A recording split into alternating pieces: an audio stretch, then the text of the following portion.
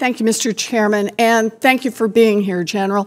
I want to quickly ask about the importance of our non-military agencies and assistance to your mission. TRANSCOM maintains a presence around the world, and we need other countries' ports and rail and road networks to be upgraded and to be secure so that those countries can receive our military equipment. And we rely on diplomatic agreements with other countries for our pre-positioned equipment.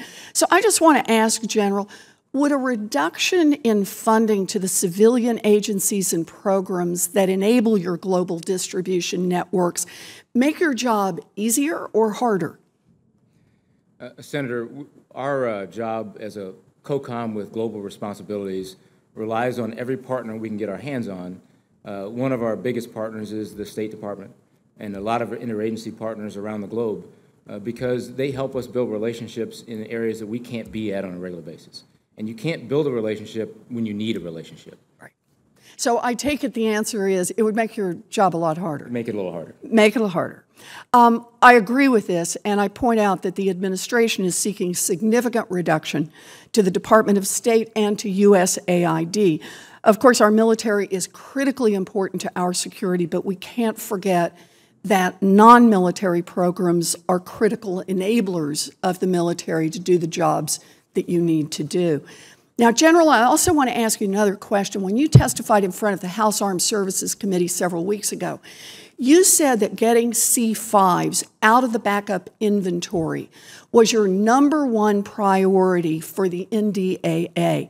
The upgraded C-5 is currently our only cargo aircraft that can make a transcontinental flight without refueling.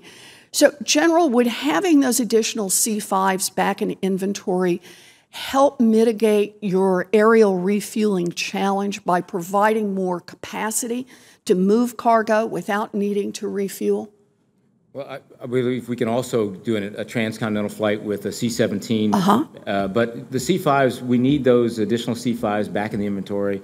I believe the Air Force has just recently committed to doing that over the next few years, so that will be very, very helpful. All right, and can you just expand just a little bit on the importance of the C-5, why the C-5 is a critical piece of equipment for you to get your job done? Well, it's the totality of the mission set. First, we have limited numbers of strategic assets. The C-5 provides an outsized cargo capability and a long-range capability. And having been on the receiving end at a deployed location of a C-5's stuff, there's nothing like a C-5 load full of stuff arriving time after time after time if you're standing up an operation quickly. Right. I understand it is the only aircraft that can carry 2 Abrams tanks or that it can carry 6 helicopters simultaneously. So I take it that's a good boost to efforts on the ground. That's a good thing. That's right. Good.